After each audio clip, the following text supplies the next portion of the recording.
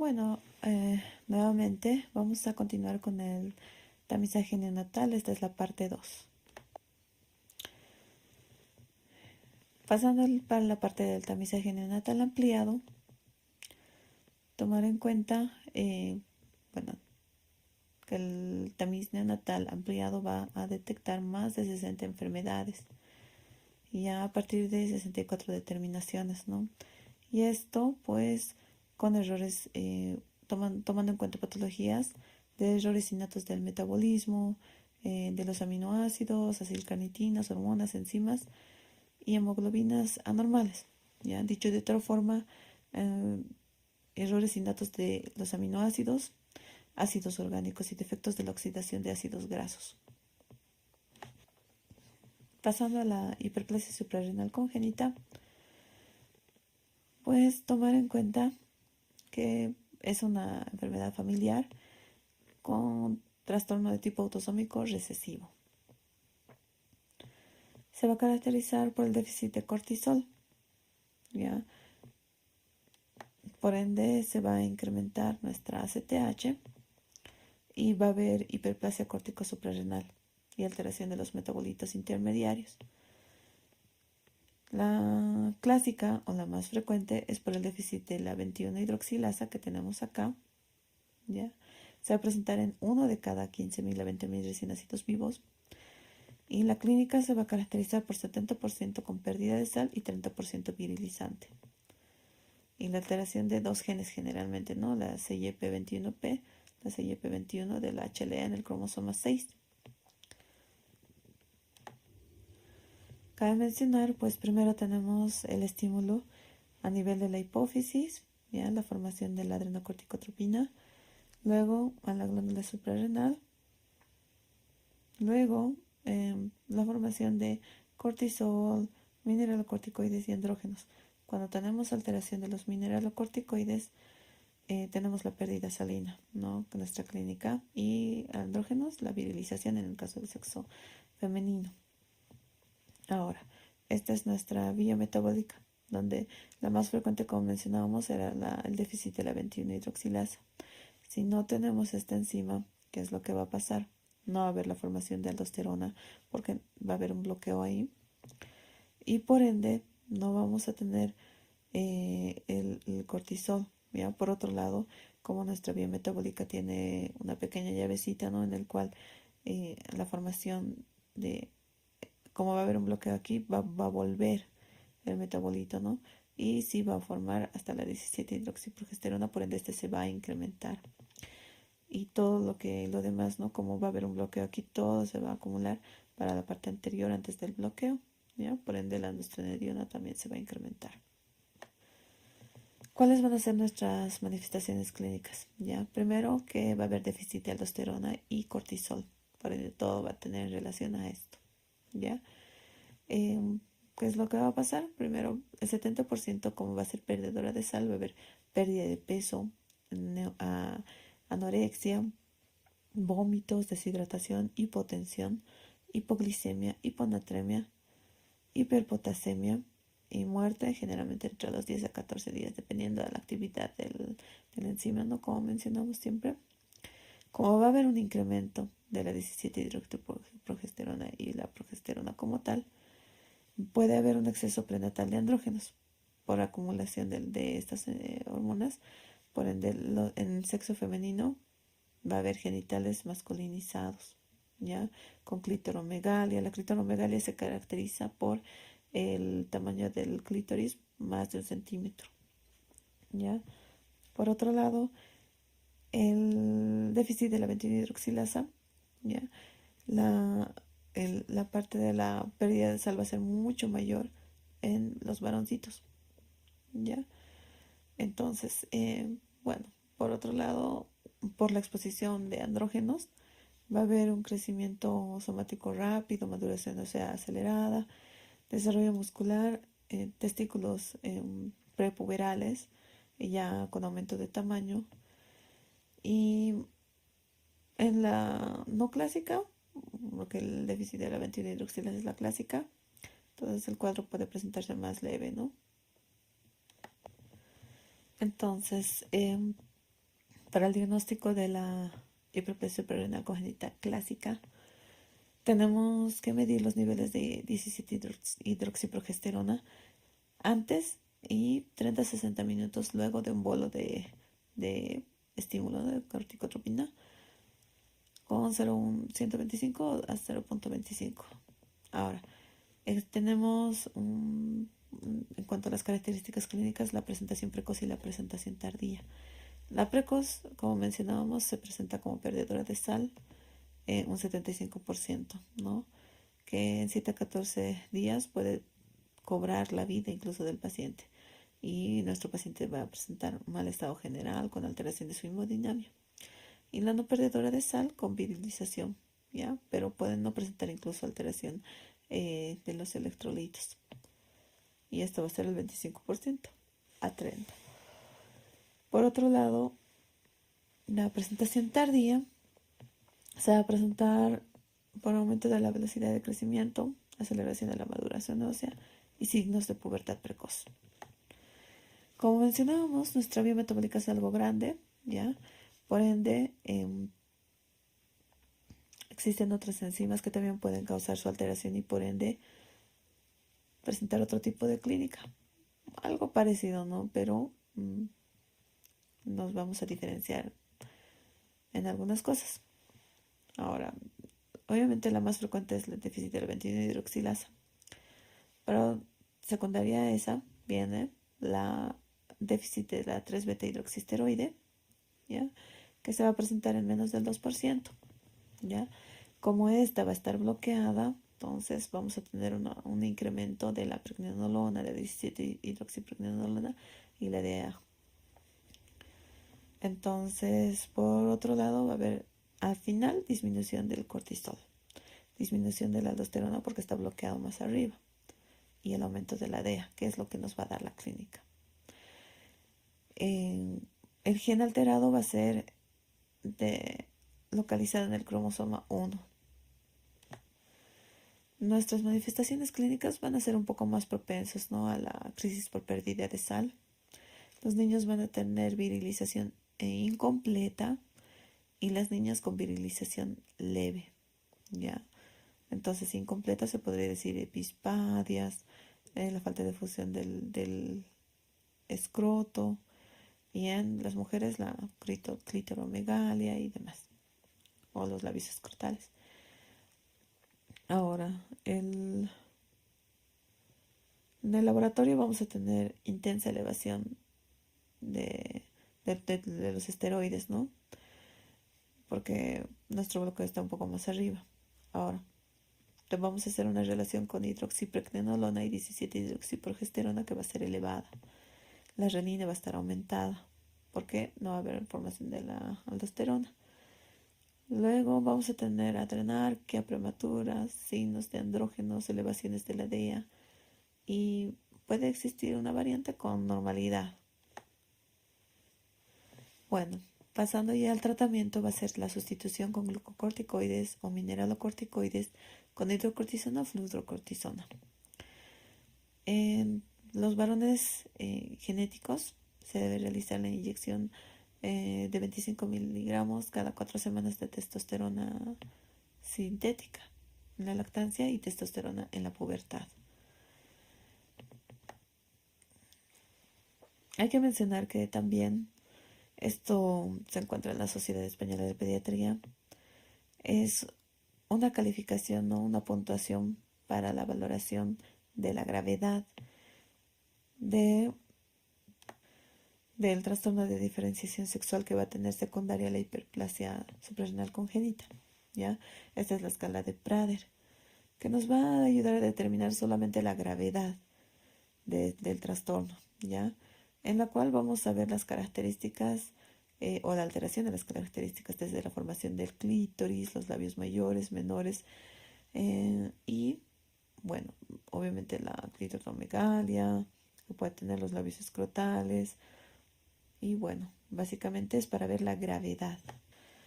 Otra de las enzimas que puede estar alterada, que es menos frecuente, es déficit de la 17-hidroxilasa, ¿ya?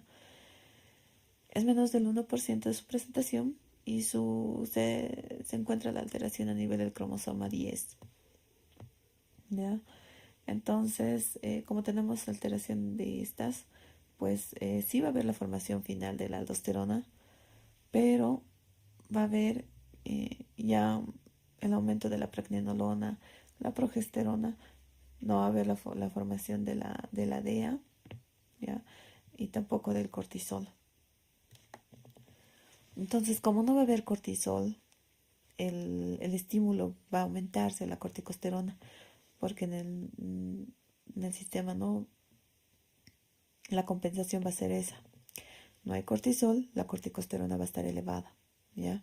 Y como va a haber mayor estímulo a la formación de la vía metabólica, ¿no? Como está bloqueada, hay mayor formación y por ende está desviada, se podría decir, a la mayor formación de aldosterona.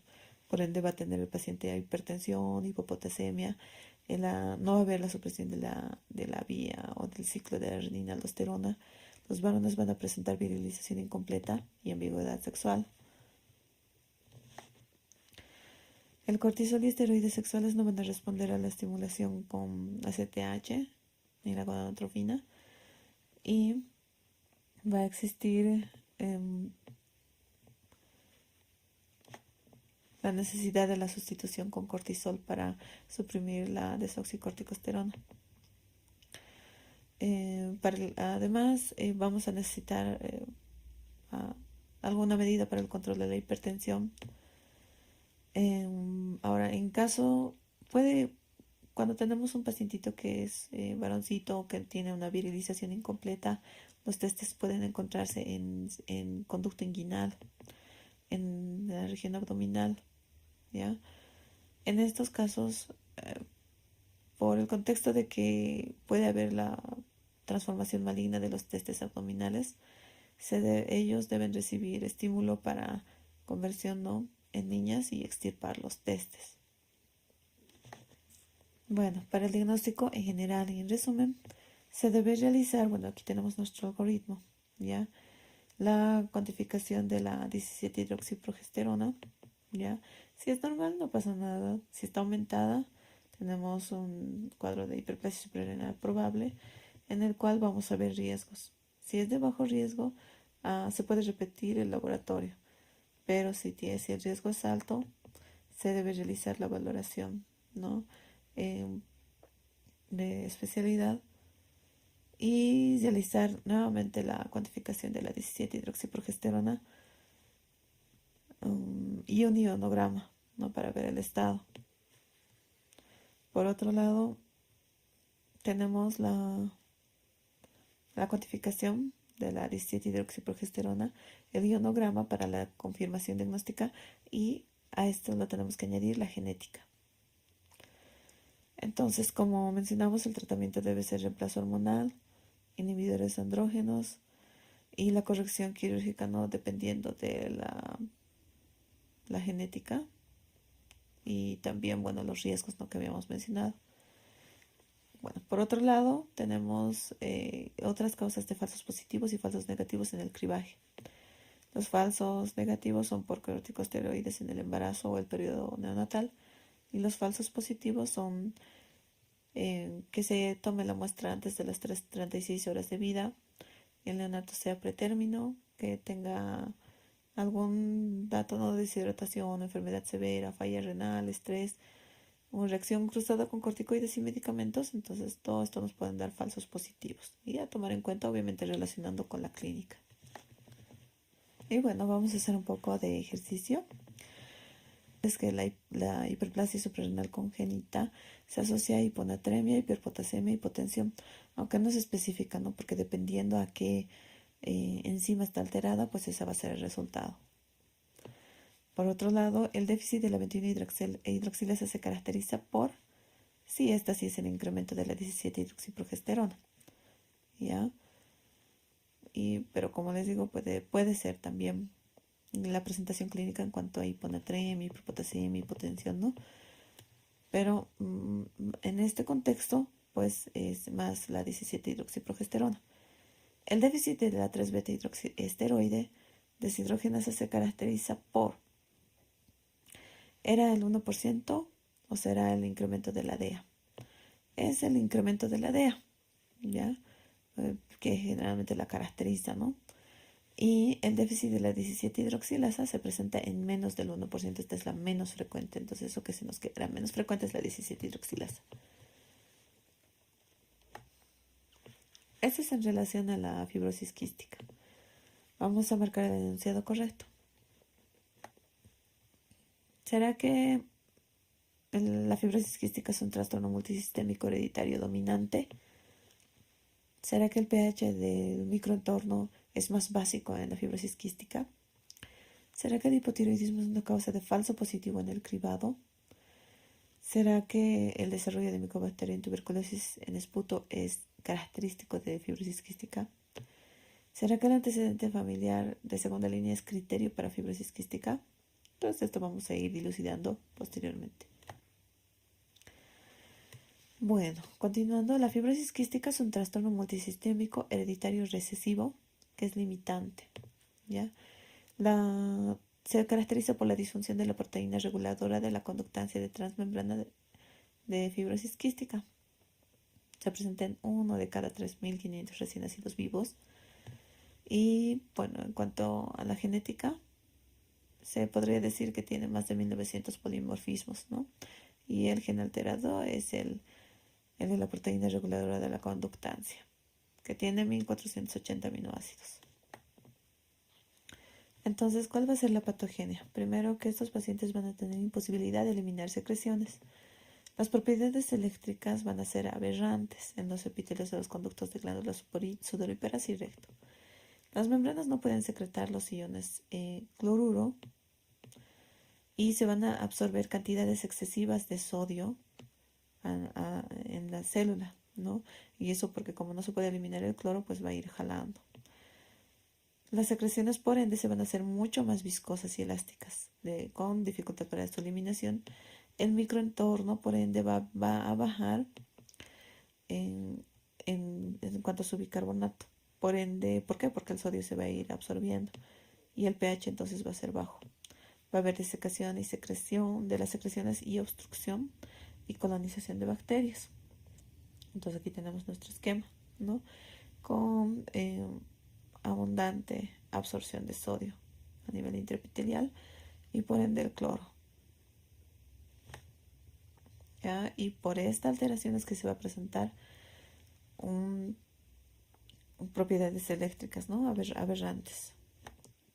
Bueno, y pues lo que se menciona son la clasificación de las mutaciones del regulador de la conductancia de transmembrana de la fibrosis quística, de la proteína, ¿no? Que nos llama la atención.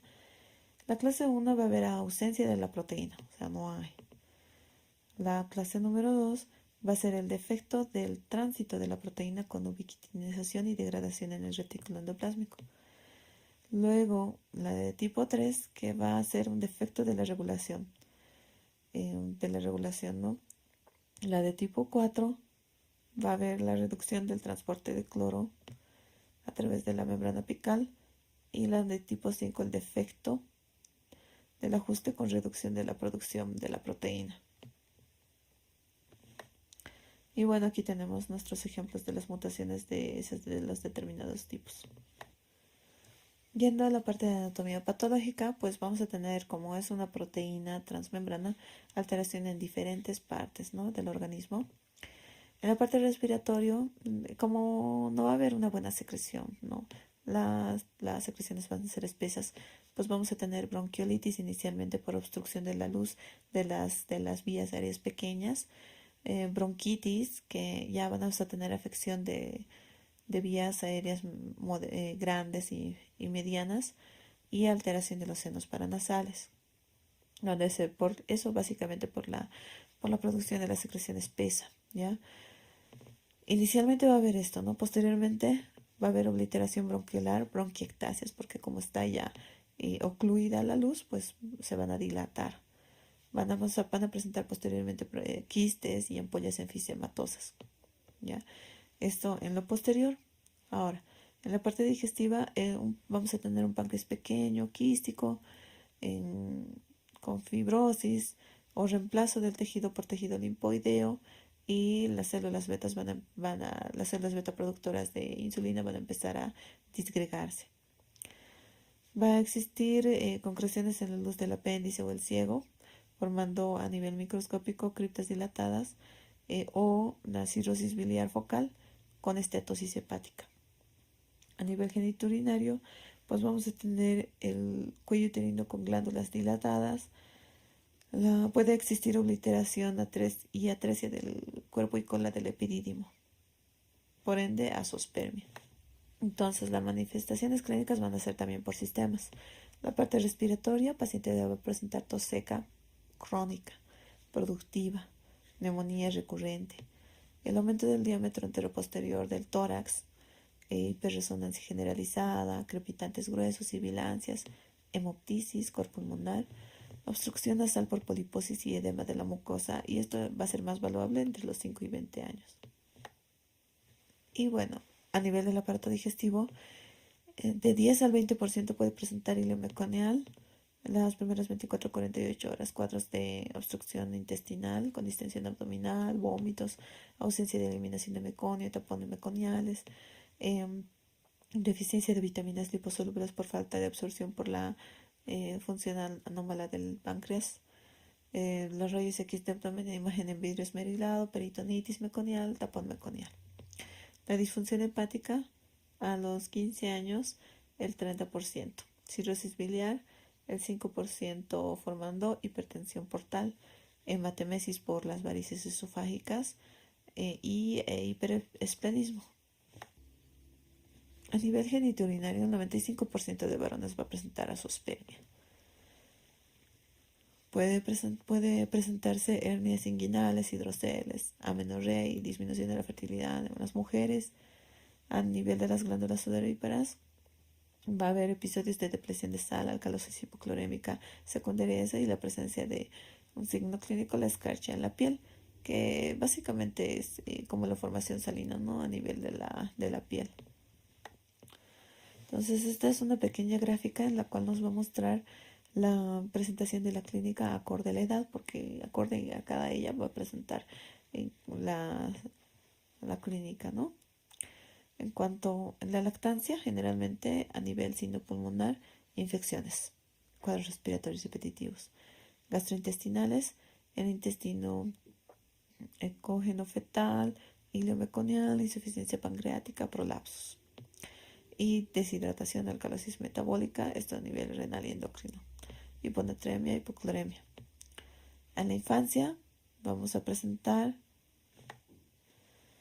a nivel sinopulmonar, aspergilosis broncopulmonar alérgica, sinusitis, poliposis. A nivel gastrointestinal, síndrome de obstrucción intestinal distal, invaginación, esteatosis, prolapso rectal. Y a nivel renal, litiasis, alcalosis metabólica y demás. Y a nivel de la adolescencia, pues ya con todo su contexto, con algunas que ya son complicaciones, como la aspergilosis igual, hemoptisis, neumonía, insuficiencia respiratoria, sinusitis, poliposis, a nivel gastrointestinal, fibrosis biliar, cáncer ya del aparato digestivo, presentaciones de adenocarcinomas, y a nivel renal, retraso de la pubertad ya, litiasis, artritis, vasculitis, ausencia bilateral de los conductos deferentes. Para el diagnóstico y la evaluación se va a realizar la prueba del sudor cuantitativa, que tiene que ser más de 60, ¿no? El cloro es lo que se mide. La iontofóresis con pilocarpina, que es la estimulación con un electrodo de pilocarpina para la estimulación de la glándula, y se debe realizar luego de las 48 horas de nacido, porque antes difícilmente vamos a obtener una prueba que sea modesta o una muestra significativa. Ahora, se han creado criterios diagnósticos no considerando la clínica que presentan, de las cuales primero son la presencia de datos clínicos típicos, cuadros respiratorios gastrointestinales o genitourinarios típicos, el antecedente de un hermano con fibrosis quística, la positividad de la prueba del cribado neonatal, más algún dato del laboratorio de la proteína de transmembrana o dos concentraciones de sudor elevadas obtenidas en días distintos, o identificación de alguna mutación del gen o medición anormal de la potencial nasal. Y bueno, también tenemos la clasificación de los falsos positivos y falsos negativos, que son estos. Entonces, en el DNA puede haber como 30 a 96 mutaciones en el 90% de los pacientes. Puede existir un diferencial potencial nasal mayor con respuesta de voltaje amilorida, seguida de una ausencia de beta-adrenérgico. Para la valoración de la función pancreática se puede realizar la cuantificación de la elastasa 1 en heces y bueno, recomiendan de realizar una curva de tolerancia por lo menos anual después de los 10 años de edad.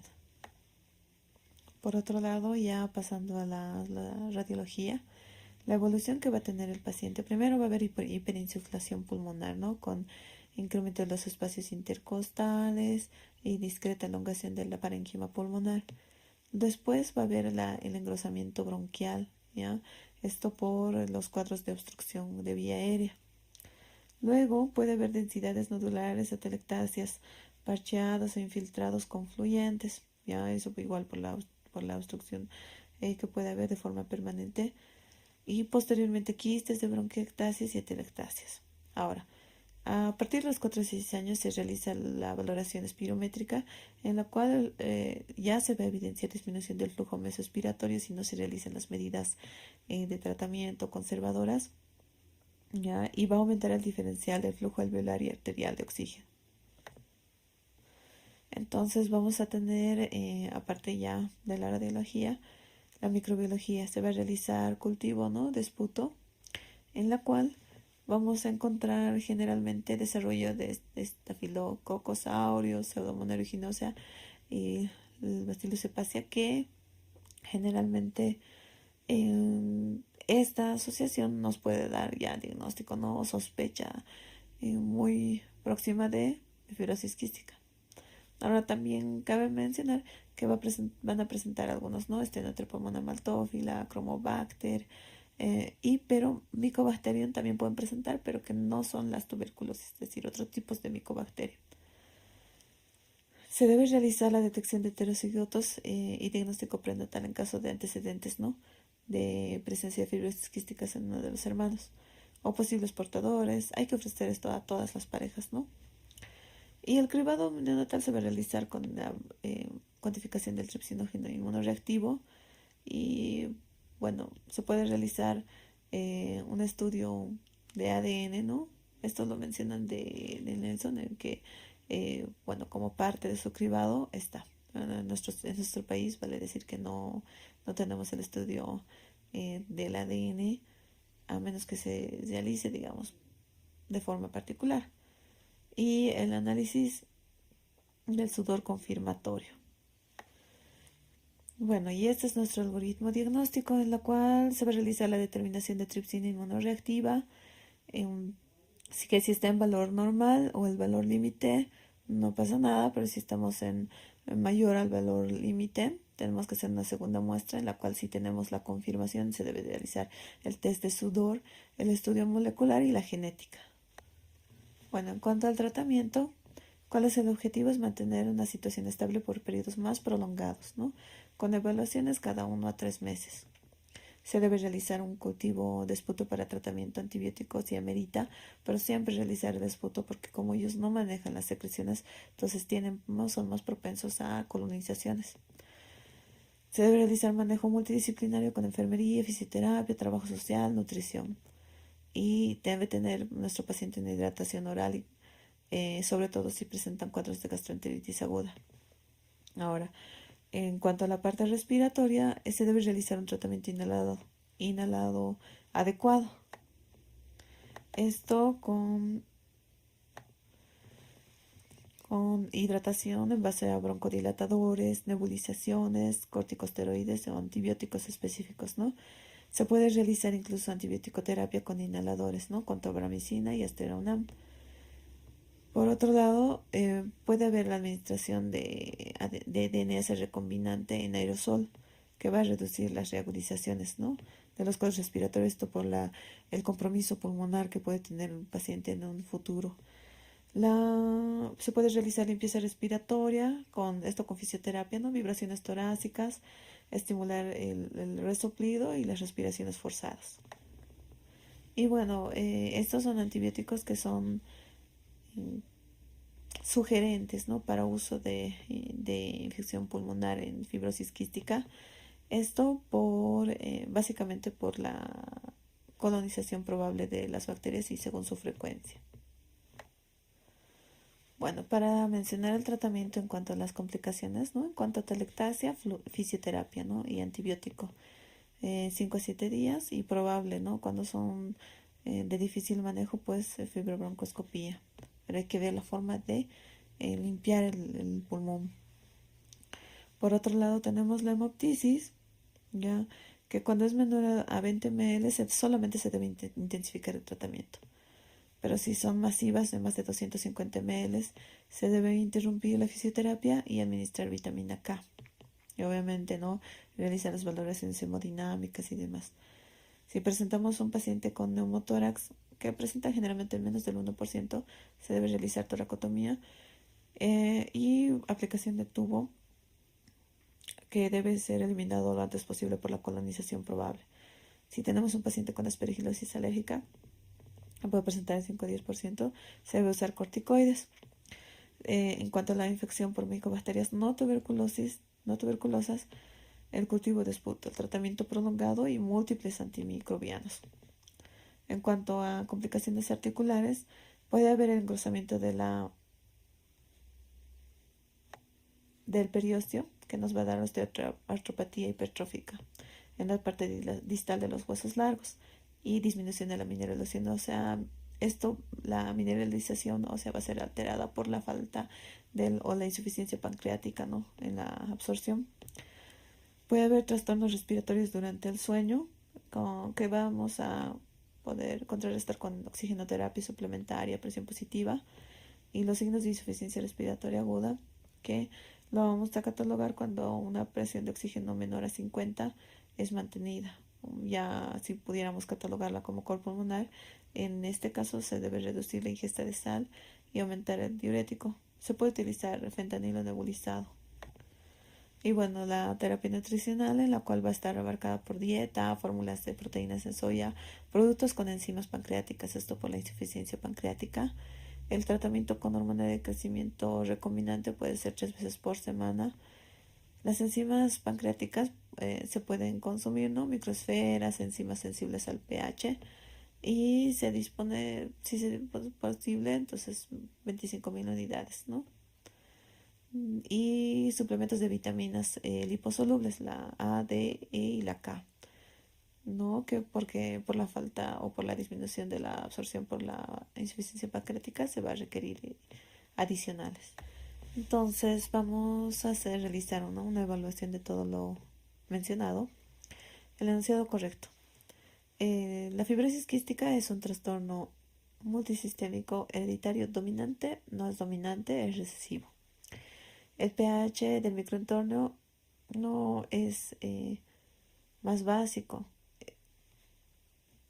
En realidad, como mencionaba, hay disminución del bicarbonato, por ende es más ácido en la fibrosis quística.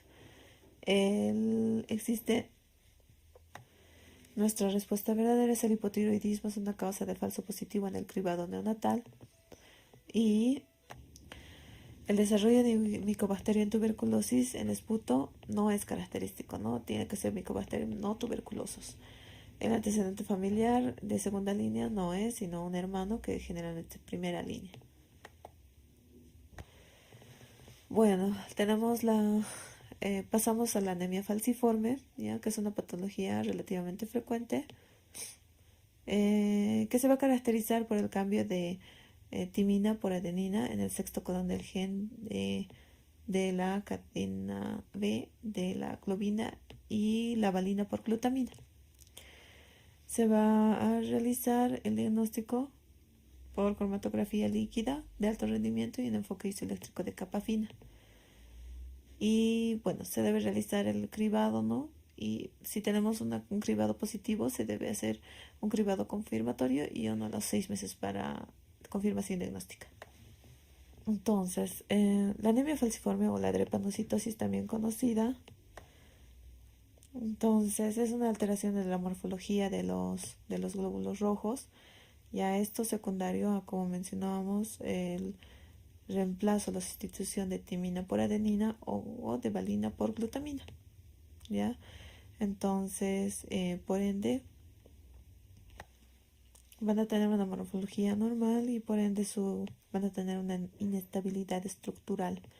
Por ende, pueden tener una vida media más baja y pues básicamente morir en conductos pequeños.